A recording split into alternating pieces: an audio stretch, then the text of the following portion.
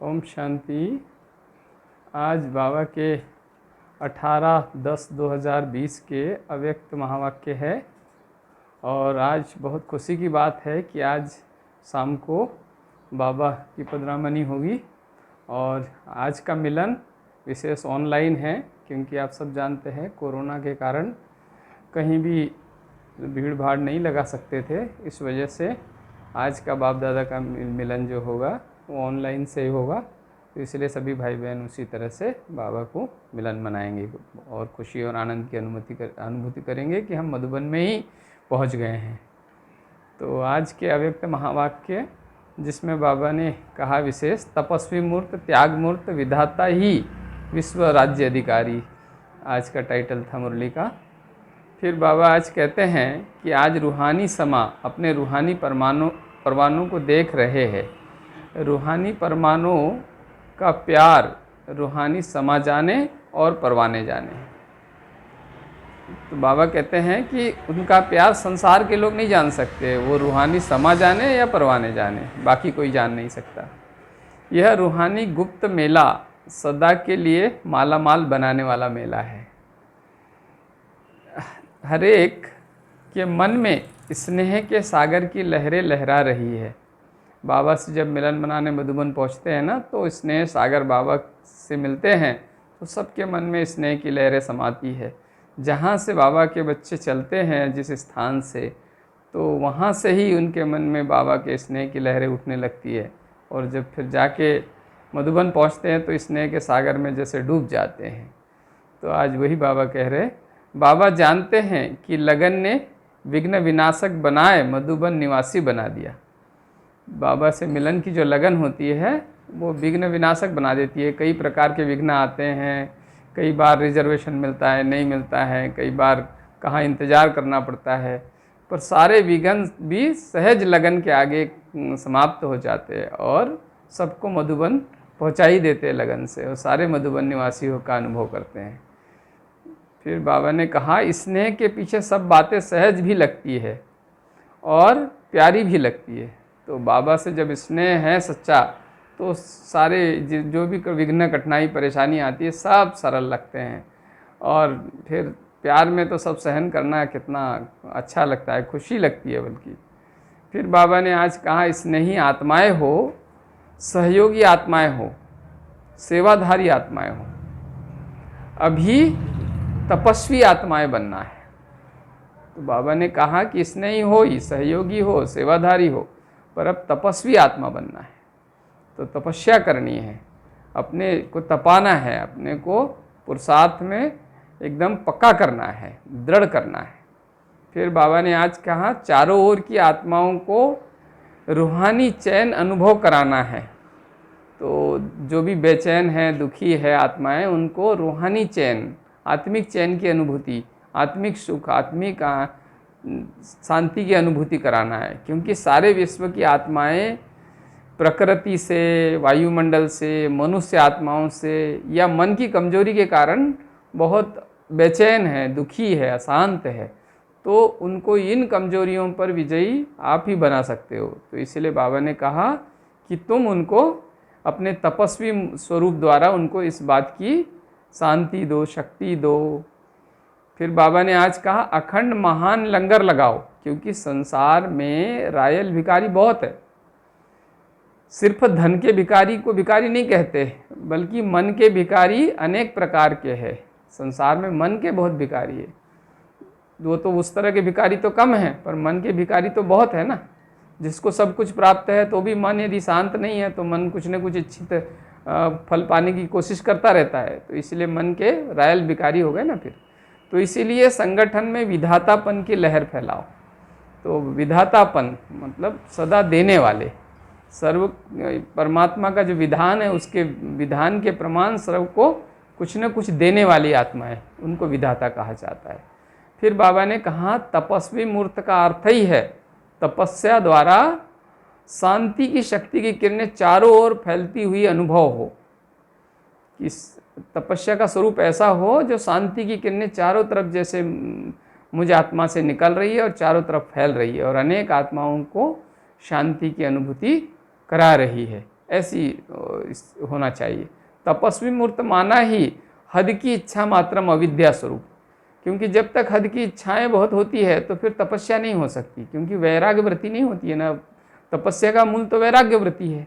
सन्यासी भी होते हैं तो वैराग्य होता है तभी तपस्या करते हैं ना जाकर के जंगलों में, तो वो तो चाहिए वैराग्य। तो इच्छा मात्रम अविद्या जब होगी तभी तपस्या संभव है।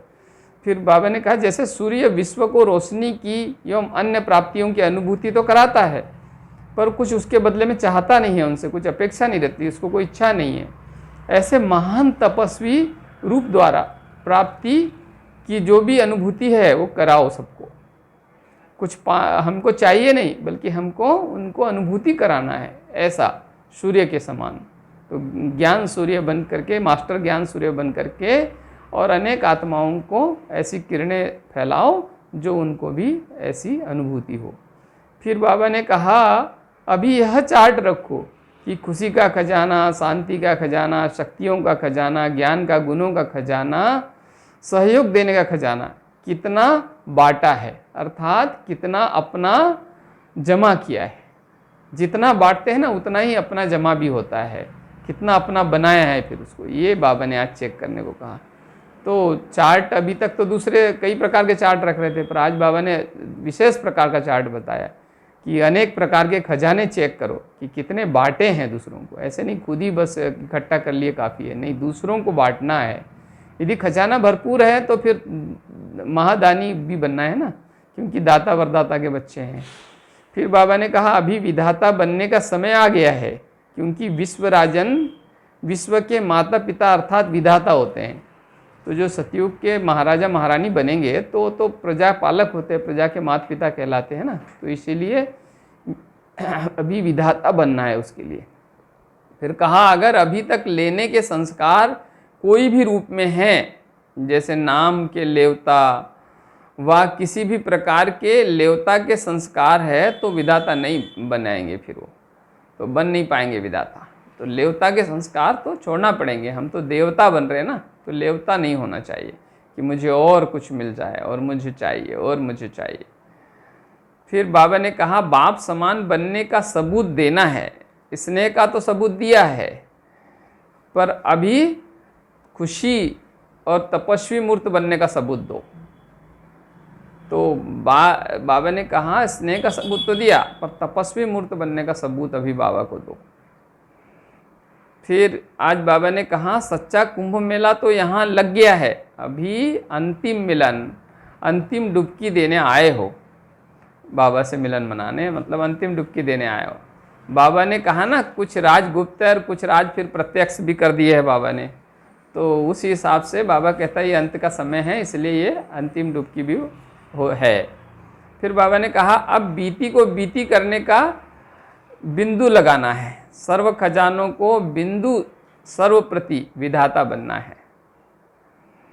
बिंदु बन सिंधु बन, सर्व को भरपूर बनाना है। तो बिंदु और सिंधु यह दो बातें विशेष स्मृति में रख श्रेष्ठ सर्टिफिकेट लेना है। तो बिंदु कितने प्रकार का बाबा ने पहले भी बताया कि आत्मा बिंदु, परमात्मा बिंदु, फिर ड्रामा बिंदु, और फिर जो हो गया उसमें बिंदु लगाओ, अर्थात पूर्ण विराम लगाओ। तो इतने प्रकार का बिंदु है। तो बिंदु बन सिंधु की स्मृति में फिर श्रेष्ठ सर्टिफिकेट लेना है। तो बिंदु बनना, सिंधु बनना, यही सब बच्चों के प्रति वरदाता का वरदान है। तो आज वरदाता ने ये वरदान दिया है कि बिंदु बन और सिंधु को याद करते हुए, ज्ञान सिंधु परमात्मा को याद करते हुए महान बनना है। फिर जो चीज़ें रोज़ मिलती है वह कम नहीं हो सकती। बाबा के खजाने से हमें जो रोज़ मिल रही है, मुरली मिल रही, शक्ति मिल रही, गुणों का खजाना मिल रहा है, वो कभी भी कम नहीं हो सकती। खुशी कम हो नहीं सकती, क्योंकि खुशियों के सागर द्वारा मिल रही है, अकूट है ना, तो कभी कम हो सकती है क्या खुशी? तो इसकी चिंता नहीं करना है कि हमको खुशी तो हमारी कम तो नहीं हो जाएगी, हमारी ख़त्म तो नहीं हो जाएगी। तो देने वाला तो अखंड है ना, सागर है, अनंत है ना, तो इसलिए हमारी खुशी भी सदा है, निरंतर है। पर उसके लिए बाबा ने आज ही इशारे में कहा इच्छा मात्रम अविद्या, बहुत ज़्यादा इच्छाएं हमें नहीं होनी चाहिए। फिर बाबा ने आज कहा प्रॉपर्टी का क्या होगा, परिवार का क्या होगा, फिर ज़्यादा फिक्र करते रहते हैं ना, तो फिर पुरानी दुनिया से बेफिक्र नहीं बन सकते। तो बाबा ने कहा कि परिवर्तन पुरानी दुनिया का होना ही है, कितनी भी श्रेष्ठ हो, पर है तो पुरानी दुनिया ना, तो बदलनी ही है। तो इसलिए ये सब चिंताएं छोड़ देनी है। ड्रामा अनुसार जो होना होगा होगा, उसको समय रहते सफल कर लो और चिंता छोड़ दो। जो परिवार वालों का भी जो भाग्य होगा वो होगा। जो वो पुरुषार्थ कर रहे हैं, हमने ज्ञान दे दिया, उनको समझ दे दी, बाबा से मिलन करा दिया, अब वो उनका भाग्य वो जाने। फिर बाबा कहते हैं जो होगा अच्छा ही होगा। ब्राह्मणों के लिए सब अच्छा ही है ना, ब्राह्मणों के लिए तो कुछ बुरा है ही नहीं, बुरा कुछ नहीं हो। आप तो अपने ही बादशाह, अभी भी बादशाह और भविष्य में भी बादशाह ही हो, तो फिर आपके लिए तो सब अच्छा ही है ना। बाबा कहते हैं ना, जैसे ड्रामा का ही राज बाबा ने कहा कि जो हुआ अच्छा, जो हो रहा है अच्छा, और जो होगा वो भी बहुत अच्छा। तो यही बात बाबा ने कहा कि तुम तो पहले से ही बादशाह हो, फिर अभी भी बादशाह और भविष्य में भी बादशाह ही रहना है, तो तुम्हें तो कोई चिंता फिक्र होना ही नहीं चाहिए। फिर बाबा ने कहा सदा अपने को बाप की छत्र छाया में रहने वाली श्रेष्ठ आत्मा अनुभव करते हो। यह याद की छत्र छाया सर्व विघ्नों से सेफ कर देती है। तो बाबा की याद की छत्र छाया में जितना रहते हैं तो सारे विघ्नों से सेफ हो जाते हैं। कोई विघ्न आता है पर छत्र छाया से टकरा कर चला जाता है और बच्चों को कुछ नहीं होता। जैसे छत्र छाया हो सिर पे, तो चाहे धूप आए, बरसात आए, कुछ भी आंधी तूफान आए तो क्या होगा, तो सुरक्षा हो जाएगी ना। तो ऐसे ही बाबा की छत्र छाया सदा अनुभव करो कि मेरे सिर पे तो बाबा की छत्र छाया है, तो मुझे किसी भी प्रकार की कोई परेशानी बाबा होने ही नहीं देगा। छत्र छाया के से अगर संकल्प रूपी पाव बाहर निकाला तो माया वार कर लेती है। फिर छत्र छाया में पहाड़ समान बातें रूई के समान अनुभव होगी, ऐसी छत्र छाया है ये बाबा की, कमाल की है ना। तो ऐसी छत्र छाया जब हमको मिली हुई है तो उसके बाहर नहीं निकलना चाहिए। जो बड़े राजा महाराजा होते थे ना, तो उनको ऊपर से एक छतरी लेके चलते थे, तो वो उनके शान की प्रतीक होती थी। तो बाबा ने, परमात्मा ने हम बच्चों को छत्र छाया दी हुई है, तो हम कितने भाग्यशाली आत्मा है जिसके सिर पे स्वयं भगवान की कृपा की छत्र छाया हो, तो बहुत बड़ी बात है। तो इस भाग्य को भी याद कर करके स्वामान से खुशी महसूस करनी चाहिए।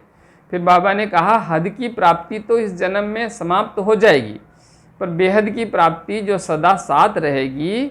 जो सिखिलधे लाडले होते हैं वह सदा याद की छत्र छाया के अंदर ही रहते हैं। जो लाडले बच्चे होते हैं, सिखिलधे होते हैं, वो तो सदा ही मतलब छत्र छाया में ही रहते हैं ना। जो बड़े घरों के बच्चे लाडले होते हैं बहुत, तो क्या होता है, उनको मखमल के नीचे उनका पैर भी नहीं निकलता है ना। तो इसी तरह से बाबा ने कहा आप तो लाडले सिकिलदे बच्चे हो, 5000 साल बाद मिले हुए बच्चे हो, तो बाबा ने छत्र छाया दी है, सदा उसके अंदर रहो, उसके बाहर नहीं निकलना। नहीं तो फिर यदि उसमें रहते हैं छत्र छाया में, तो फिर माया की ताकत नहीं कि छत्र छाया में आने की। बच्चा बनना है अर्थात छत्र छाया में आना। तो विशेष वरदान याद रखना कि लाडले बन गए, छत्र छाया मिल गई। तो बाबा के लाडले बच्चे बन गए और छत्र छाया मिल गई, ये सदा याद रखना है। क्योंकि ये शक्ति तभी काम करती है जब हम स्मृति में रखते हैं बाबा के विशेष वरदानों को, बाबा के स्वमान को। जितना हम स्मृति में रखते हैं ना, उतना ही वो शक्ति के रूप में हमको समय आने पर मदद करते हैं। और जितना विस्मृति में चले जाते हैं तो फिर समय आता है और हम उसको ढूंढते रह जाते हैं और हमें उस समय निकल जाता है। तो इसलिए सदा स्मृति में रहना चाहिए।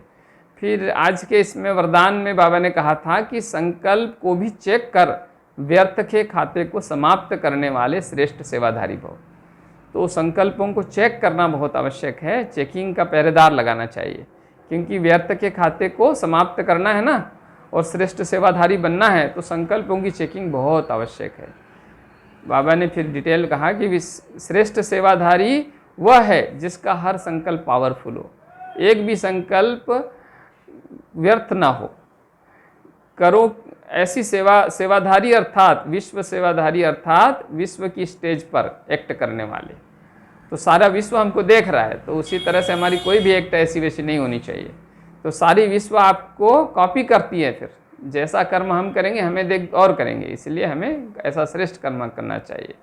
यदि आपके एक संकल्प व्यर्थ किया आपने, तो सिर्फ अपने प्रति नहीं किया, लेकिन आपके अनेक निमित्त बन गए अनेकों के लिए। इसीलिए अब व्यर्थ के खाते को समाप्त कर श्रेष्ठ सेवाधारी बनना है। तो व्यर्थ की जितनी भी संकल्प है, व्यर्थ के कोई कर्म हो रहे हैं या कुछ भी व्यवहार हो रहा है, तो उसको हमको चेक करके और समाप्त करना है, क्योंकि जैसा हम करेंगे हमें देखकर और करेंगे, क्योंकि हम तो स्टेज पे है ना, विश्व की स्टेज पे, तो हमको चारों तरफ से सभी आत्माएं देख रही है और वो किसी न किसी तरह से हमको फॉलो करती है। तो इसलिए बाबा ने कहा कि नहीं, आपको कोई भी ऐसा काम नहीं करना चाहिए जिससे कि दूसरे लोगों को आप गलत संदेश देने के निमित्त बन जाओ। फिर स्लोगन है आज का, सेवा के वायुमंडल के साथ बेहद के वैराग्य वृत्ति का वायुमंडल बनाओ। सेवा का जो वायुमंडल ऐसा बनाओ जिसमें फिर बेहद की वैराग्य वृत्ति होनी चाहिए। ऐसे नहीं हो कि उसमें भी ऐसे लगाव हो जाए कि नहीं मैं यही सेवा करूँगा, यही मेरे लिए अच्छा है, यही स्थान सही है, यही सेवा अच्छी है, मुझे भाषण करना अच्छा है तो मुझे ये सेवा नहीं करनी है, ऐसे नहीं होना चाहिए। तो बेहद की वैराग्य वृत्ति का वायुमंडल बनाना है। और जितना सेवा में बाबा की सच्ची लगन से सेवा करते हैं ना, तो बेहद की वायुमंडल बनने लगती है। फिर दूसरी आत्माओं को भी उसकी अनुभूति होती है और वो भी आपके सहयोगी साथी बन जाते हैं। तो बाबा ने आज विशेष ये कहा, बाबा ने फिर आज ये भी कहा कि स्वयं भी डायमंड हो, और अभी डायमंड मार्निंग हो गई है आपकी, क्योंकि ये युग ही डायमंड चल रहा है ना, संगम युग अर्थात डायमंड एज, तो ऐसे युग में चल रहे हो। तो आज महान बनने के लिए बाबा ने बहुत हमें प्रेरित किया है, तपस्वी मूर्त बनने के लिए कहा है बाबा ने विशेष, क्योंकि बाबा ने कहा अनेक स्वरूप अनेक रूप तो देखे, पर अब तपस्वी रूप चाहिए, जिससे कि बिल्कुल शांति की किरणें चारों तरफ फैलती हो, दूसरे आत्माओं को भी अनुभूति हो, और व्यर्थ को समाप्त करना है बाबा ने आज विशेष कहा। तो इन बातों पे हमें विशेष आज बाबा ने स्मृति दिलाई। आज फिर शाम को बाबा आएंगे तो सभी ऑनलाइन बाबा से मिलन मनाएंगे। अच्छा, ओम शांति।